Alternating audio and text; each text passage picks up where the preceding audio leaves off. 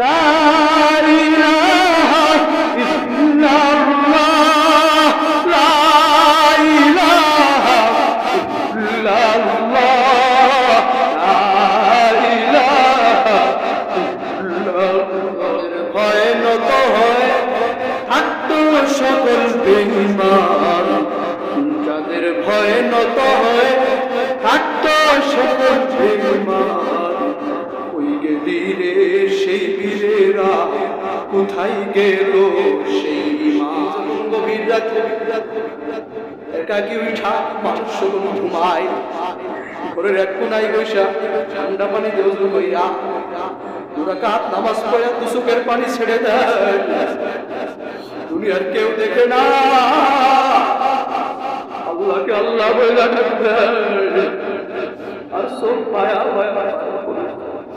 আল্লাহর হাবিব বলেন, ওই যুবককে আল্লাহ কিয়ামতের ময়দানে আরশের নিচে ছায়া দেবে। এটা কেন? ইখলাস। কেউ দেখে নাই, কাউকে রাজি করার জন্য আমি ওই সময় উঠি নাই। সবাই তো ঘুমায়। কে আমাকে দরবেশ বলবে, কে আমাকে বুজুর্গ বলবে, কে আমাকে তাহাজ্জুদ গুজার করবে, আমি উঠি নাই। তাহাজ্জুদ দুইটা রবের দরবারে অজরে কাজে জিকির আজকার করে দিনের বেলায় কাউর কাছে সে বলে না। এজন্য তো বলা হয়েছে আল্লাহর যে সমস্ত আশিক বান্দারা গভীর রাতে একাকী নির্জনে আল্লাহকে ডাকে, তাহাজ্জুদের নামাজে দাঁড় হয়ে যায়, জিকির আজকারের মধ্যে লিপ্ত হয়ে যায়, সকালবেলা আল্লাহ তার চেহারার মধ্যে এমন একটা পর্দা বিছায়া দেয় যে দিকে তার কাছে ভালো লাগে, সবাই তাকে ভালো পায়। সবাই বলে সে কিন্তু আমলের কথা কাউকে প্রকাশ করে না। সবাই বলে হুজুর এটা হাদিয়া রাখে, সবাই বলে হুজুর আমার বাড়িতে একটু আইসে, সবাই বলে হুজুর একটু দোয়া করিলেন। সেটা আমলের কথা কারোর কাছে প্রকাশ করে নাই, গোপনে। এটা আল্লাহ অটোমেটিক মানুষের হৃদয়ে আল্লাহ ওয়ালার ভালোবাসা তৈরি করিয়া দেয়। মায়ের দোয়া নিয়ে, মায়ের দোয়া নিয়ে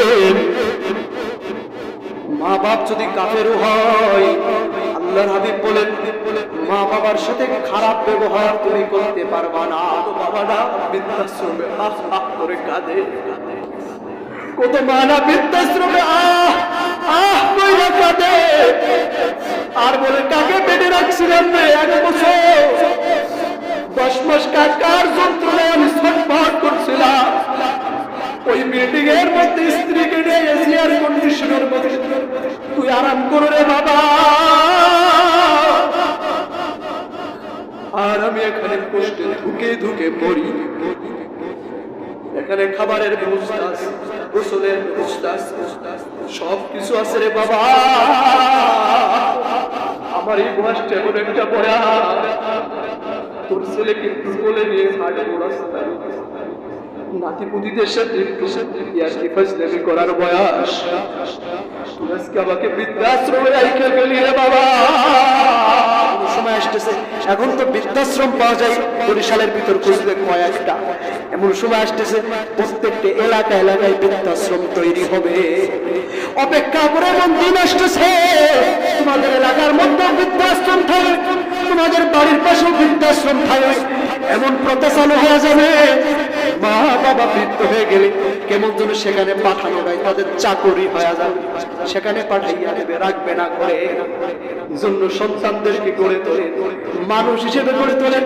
আপনার সন্তানকে আপনি ইঞ্জিনিয়ার, ডাক্তার, ওসি, ডিসি বানান, লাগবে, দরকার আছে, কিন্তু তার সাথে তাকে রাসূলের শিক্ষাটা দিয়ে, কোরআনের শিক্ষাটা দিয়ে।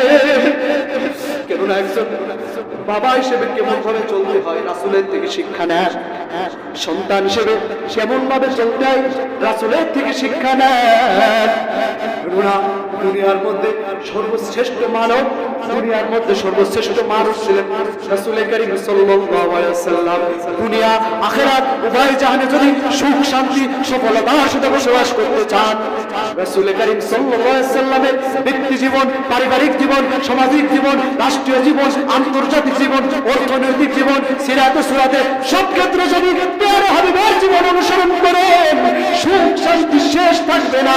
আর এয়ার কন্ডিশনার এসি ঘরের মধ্যে থাকার নাম শান্তি না, আল্লাহর বান্দারা, কিন্তু সুখ আর শান্তি কিন্তু হৃদয়ের শান্তি, দিলের শান্তি যদি পাইতে চান আল্লাহর হাবিবের শিক্ষায় শিক্ষিত হন। আল্লাহ রাসূল যে শিক্ষা দিয়েছে, আল্লাহ রাসূল যে চরিত্র গঠন করতে বলেছে, সেই চরিত্রে নিজে চরিত্রবান হন, পরিবারকে চরিত্রবান করেন, সন্তানদেরকে চরিত্রবান করেন, সুখ শান্তির কোনো শেষ থাকবে না। আল্লাহ আমাদের সবাইকে তৌফিক দান করুন। আখির দাওয়ানা আলহামদুলিল্লাহি রাব্বিল আলামিন।